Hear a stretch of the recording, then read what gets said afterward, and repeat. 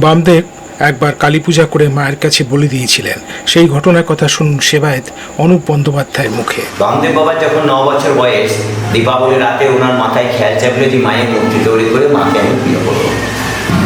তার দিদি জয়কালীকে বলে মাটি তুলে না দেওয়ার জন্য, এই মূর্তি তৈরি করে মার মূর্তি বানায় নিজে হাতে। তারই গাছ থেকে পেয়ারা, যার গাছ থেকে যা পাই ফলমূল নিয়ে এসে মায়ের নৈবেদ্য সাজায়। সারা রাত পুজো করা, তো মা কিন্তু সেই নৈবেদ্য ভোগ করে। মা নিজে ও বামদেব তো অবুঝ বালক হয়েছে বোধহয়, যেমন মাকে নিবেদন করেছে, মা হয়তো নেমে এসে সশরীরে খাবে। বারবার মাকে খাওয়ার জন্য তখন খায়নি। তখন গ্রামের কোনো এক ভদ্রলোক হঠাৎ করে বলে দেয়, ওরে মা খালি ফলমূল খায় না, মা খালি পাঁঠা খায়। তোর বাবাকে বললো পাঁঠা কিনে এনে বলিদান করবে। বাবাকে বলি কিন্তু একটাই আর্থিক অভাব, তুই পাঁঠা কিনে আনো, তোর বাবার সামর্থ্য। তখন মাঠ থেকে কোনো কচু ওল গাছ তুলে নিয়ে আসে এবং সেগুলোকে পাঁঠা রূপে সাজায় এবং জয় তারা বলে বলিদান করে।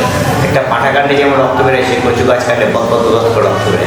এই অলৌকিক দৃশ্য দেখার পর ওটা গ্রামবাসী ধন্য করে উঠে মধ্যে কোনো ঐশ্বরিক শক্তির প্রকাশ আছে।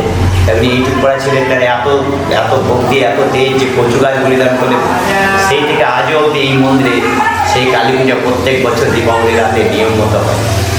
কচু গাছ বলিদান হয় না, রীতিমতো ছাড় বলি।